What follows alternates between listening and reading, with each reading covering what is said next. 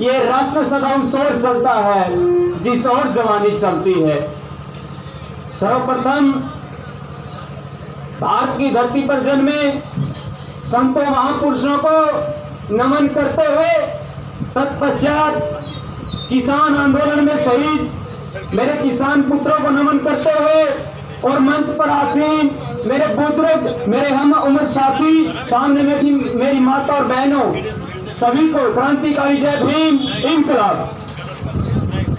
मैं हरियाणा से जल्दी थाना गांव जिला हिसार से यहाँ आया हूँ और मेरे साथियों, मेरी माता और बहनों, मैं इसलिए यहाँ पर आया हूँ क्योंकि लोकतंत्र पर मोदी जी का लटतंत्र हावी हो रहा है और इसको हावी हमें नहीं होने देना है। क्योंकि अगर लोकतंत्र पर लटतंत्र अगर हावी हो गया तो आने वाली नस्लें हमसे सवाल करेंगी। जब हम बड़े होंगे, हमारे बच्चे होंगे, तो वे पूछेंगे कि पापा जी, जब किसान आंदोलन चल रहा था तब देश के कोने कोने में किसान आंदोलन में लोग शहीद हो रहे थे, तब आप क्या कर रहे थे? तो मैं इसलिए यहाँ आया हूँ कि मैं कराऊ शिकायत हूँ कि बेटा, मेरे किसान आंदोलन में गाजीपुर बॉर्डर पर पहुंचकर, टिकरी बॉर्डर पर पहुंचकर, सिंधु बॉर्डर पर पहुंचकर किसानों के साथ साथ कंधे से कंधा मिलाकर मैं खड़ा था।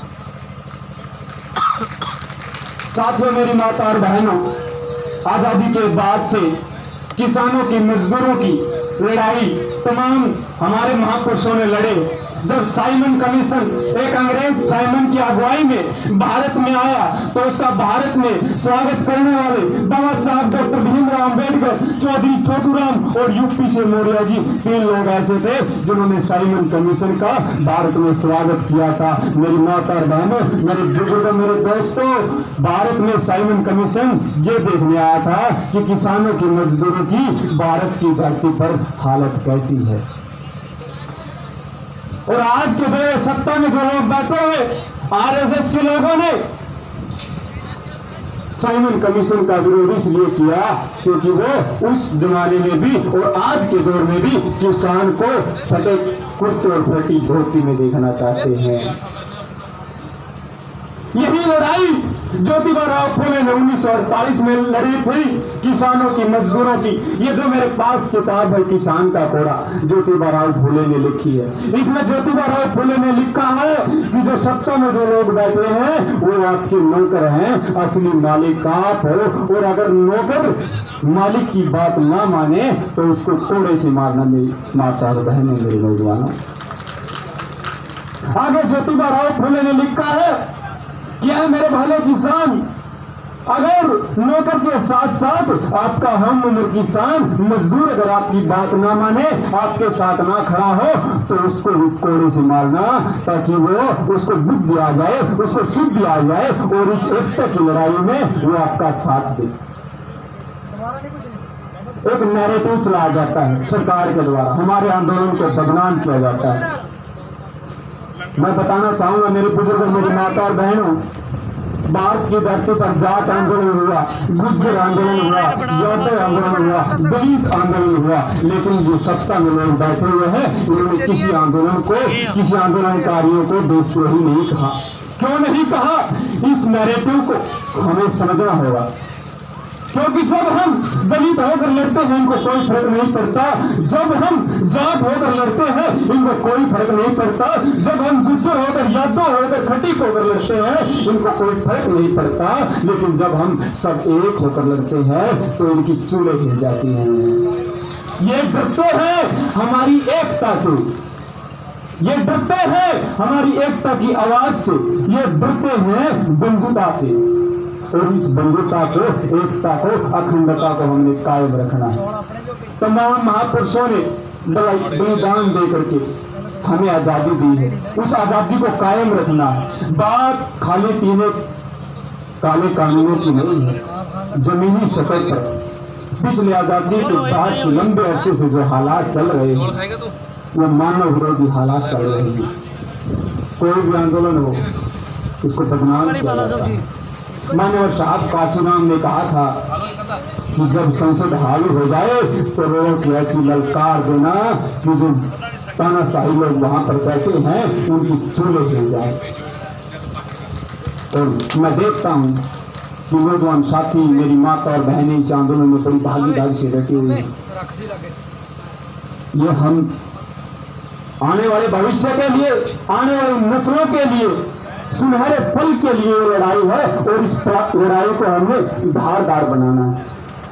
चौधरी छोटू राम ने एक बात कही थी, मेरी 22 साल 20 साल की उम्र हो है, मैंने ज्यादा आंदोलन तो नहीं देखे, लेकिन आंदोलन करता हूं तो मैंने किताबों के जरिए अनुभव को पढ़ा है। चौधरी छोटू राम ने कहा था, ऐ मेरे भले किसान, एक तो अपने अधिकारों को जान ले, एक दुश्मन को पहचान ले।